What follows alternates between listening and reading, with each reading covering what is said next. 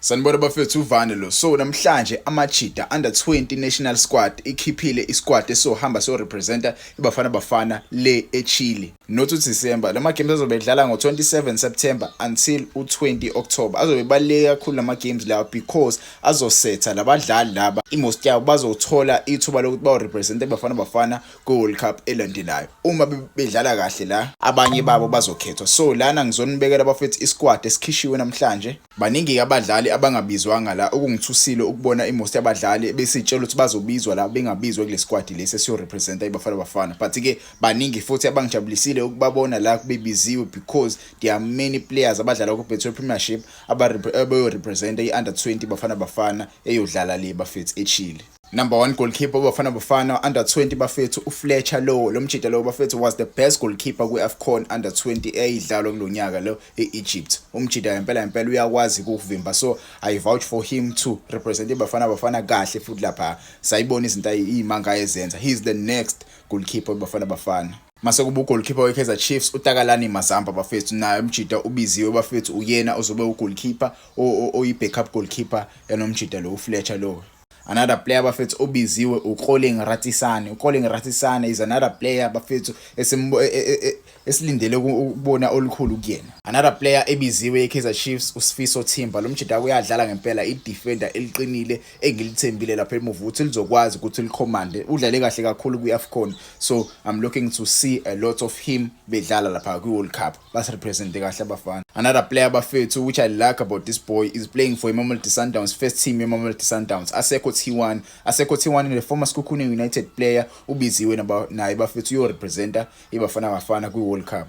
Another player bafethu odlala kuyona iBetway Premiership uNeo Rapo right now udlalela eSwelele FC which was known as SuperSport United. So umchita unayo equality, usedlalile kuBetway since last season ubedlala kuBetway Premiership, so unayo experience ukudlala against abadlali abadala. So I vouch for him lapha emuva ukuthi abambe ziqine because uyodlala nabadlali abadlala kuma academies asuka we are going to face ama team aso lego Europe abadlala lego ko PSG abadlala le nale yabo. So I vouch for this guy ukuthi abe solid lapha emuva. Another player obiziwe bafethu uSiviwe Nkwali uyakwazi yena bafethu ukudlala lapha ngimthembile umjida ukuthi uzokwazi ukuthi ayibambe iqine with nayo Neo Rapo lapha. Another player bafethu ebiziwe uThato Sibiya is a player that is playing for Mamelodi Sundowns. Umjida impela uyakwazi ukudlala. I vouch for the boy. Uma subheke nje so far le squad lesi labadlali engibabalile la baqine ngempela. Yebo baqine ngempela. Another player ubiziwe bafethu one of the breakout stars ebesibe nawo kwiAFCON bafethu Tylon Smith, the former Steelers player odlala le England right now. Umjida impela uyadlala ngempela. So naye I vouch for him ukuthi asebenzele lapha emuva.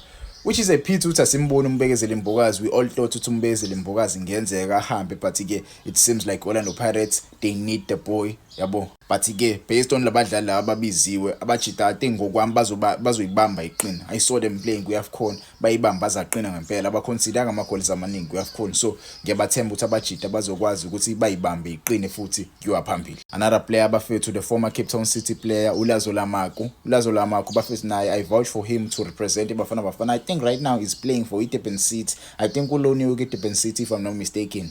So umjida naye ubiziwe uyo representa iUnder 20 national team. Another player bafethu uPatrick Otata umjida naye ubiziwe. Angikwazi ukupronounce igama lakhe, angazi noma uOtata noma uOtata, but uPatrick Otata. Yabona ngitshela ama comments ukuthi lithini igama lakhe umjida. I'm not familiar with leya surname leya, but naye ubiziwe umjida. Kutlwano leTlahu ubiziwe bafethu, which is I don't know. Angazi ngifile kanjani ngokubizwa kwaleTlahu because Sundowns currently ayinayo iplayer creative. They don't have a creative player kwisisu sayo Mamelodi Sundowns. Abanabadlali aba-creative currently. So uDedelo leTlahu ayodlala ku-Under 20 World Cup. Kungabalimaza kakhulu, but ke I'm here to see ukuthi kuzowenzakalani. Maybe they will sign a player who is creative ozokwazi ukubasiza for this short amount of time because umchita nje ubehamba nje uyodlala le ku-World Cup. I think uzodlala from September to October, so usazobuya. and kuyangijabulisa ukubona uLetlahu ehamba eyodlala u-eda leyo quality leyo kule bafana abancane sinabo vele umjida uyadlala ku-Betway Premiership currently, so iyona into esifuna ukuyibona leyo young players abadlala ku-Betway Premiership bayodlala ku-under 20 ba-ede lapha iquality yabo njengoba beqhubeka bedlala ndawonye ku-under 20 isifiso sami ukubabona bekhuphuka berepresent bafana yabo bakhuphuke ndawonye yabo kube naleyo togetherness, because we don't usually see that togetherness. These young players, they don't usually play kuma first team wabo when they get ithuba, but right now sinama young players adlalayo kuma first team wabo yabo kuhla noLetlahu. You can name yabo isquad nje so far ngisinamile yabo bakhona abangadlali bakhona abadlalayo but kuma first team yabo most of these boys play in their first team. So iyona lento sifuna ukuyibona yabo mebeqhubeka abafana bazoba odlala kwi-main team yebafana bedlala kanje kube naleyo togetherness sizowina okuningi bafethu in the next upcoming 5 years with bafana uma kunale togetherness le. I can see even under 17 udlala kanje, under 17 uloko wazana nje kanje. Another player bafethu uLangelihle Phili odlalela iStelis, he's playing first team football kwiStelis. Iyona into engikhuluma ngayo le bafethu uLangelihle Phili uzo-add quality lapha. He's one of those skillful players, young players abakhona la ku-Betway Premiership, and I see this boy playing for a big team in the next 2 years la ku-Betway Premiership. He's very skillful, so I vouch for him to add those numbers up front, askorela amagoli, asicreatela ama-chances for ibafana yabo. Another player bafethu, another player uMfundo Vilakazi. Mfundo Vilakazi is another player odlala i-first team football. Do you see the squad list? Do you see what the squad list ukuthi sishisa kanjani?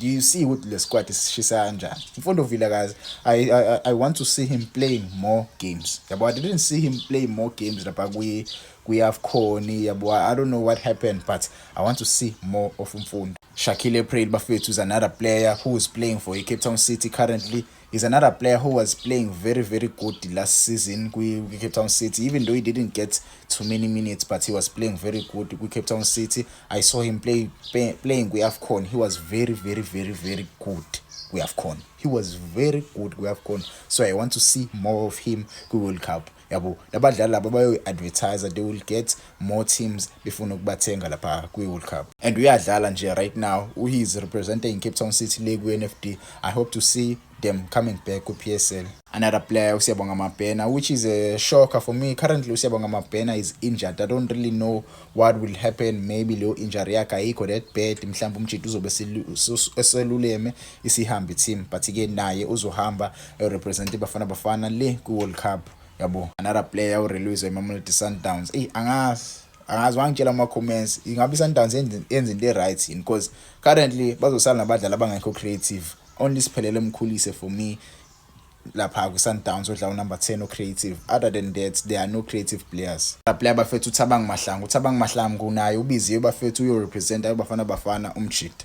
Another player Jody Ashini is another player who will be representing Bafana Obiziwe. He was very, very good for Bafana last AFCON. So I want to see more of Jody Ashini. Siviwe Makindikindi, who is playing for Iswelele FC kwi-Betway Premiership first team football. Umjida udlala kahle. I want to see more of him. I want to see goals lapha afront. Luke Bartman, Kaizer Chiefs player le bafethu currently akakadlali kwi-Kaizer Chiefs, but ke umjida naye ubiziwe uyo-representa bafana ku-World Cup. Yabo. So abadlali abangabizwanga la for me, umdlali Orlando Pirates umjida odlala esiswini uSelepa akabizwanga bafethu, but he was on the prelim squad. Chandra Campbell, he was not called up. Bekezile Mbokazi was not called up. I don't know about Chandra Campbell. Maybe a Club Brugge, they see a lot of Chandra Campbell.